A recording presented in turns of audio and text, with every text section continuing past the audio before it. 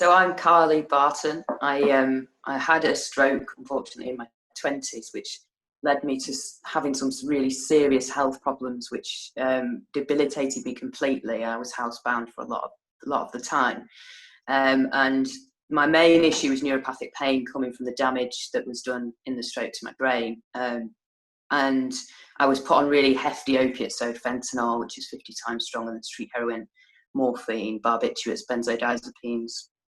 Every possible pain drug that was going, I've tried and been on for a period of time.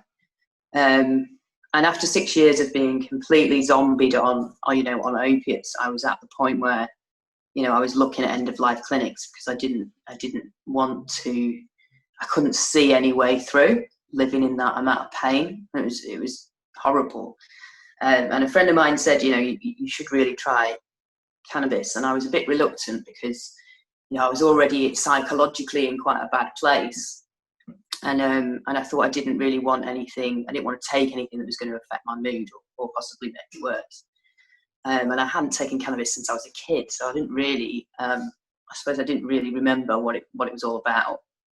And then the first night I tried cannabis, I had a massive sort of like sod it, doing it kind of moment when I was in agony, and that was the first time in those 6 years that I experienced anything like a pain-free state, which was just the most relief, the most beautiful experience of being free from that crippling agony that I'd been in for so long. And that was the point where I realised that this medicine is so powerful and so misunderstood. So then I began campaigning for access. I was part of the campaign group that helped to change the law to help it, make it available on prescription.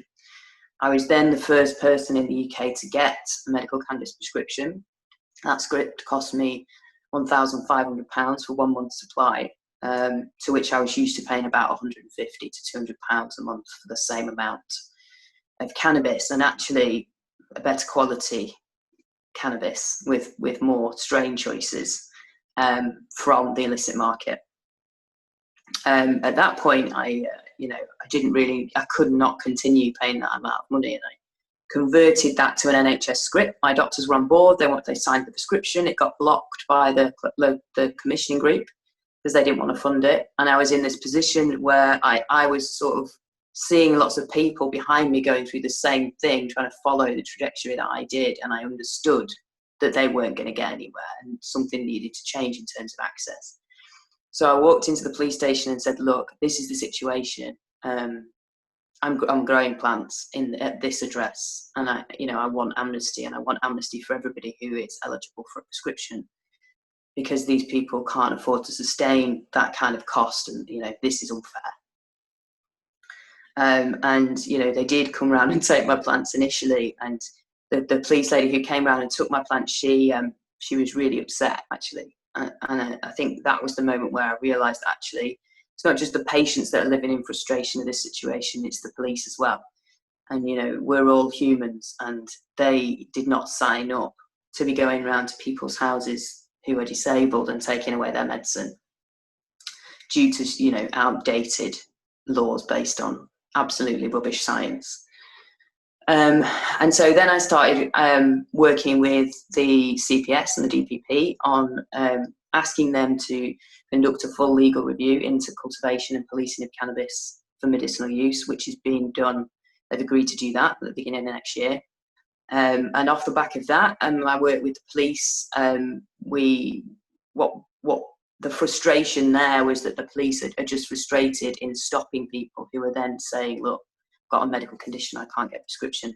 Well, there's no proof of that. There's nothing to verify them as a genuine patient. The police are really struggling to walk away and use their discretion or feeling confident in making that decision on the street. So we came up with the idea of CanCard, which was sort of collectively designed by myself and a police working group of senior police in the UK, doctors, and also MPs have been involved. And the idea is that if you qualify for a private prescription and you can't afford one, you then qualify for a CanCard, and that is a medical ID which we verify that you have that condition, and it's a medical ID, the card that you can carry around and show any police officer. on the streets, and they will be briefed, and the comms will go out so that they will feel safe in using their discretion, and not wasting any further resources or emotional distress to that patient, and essentially just walking away and leaving them with their medicine.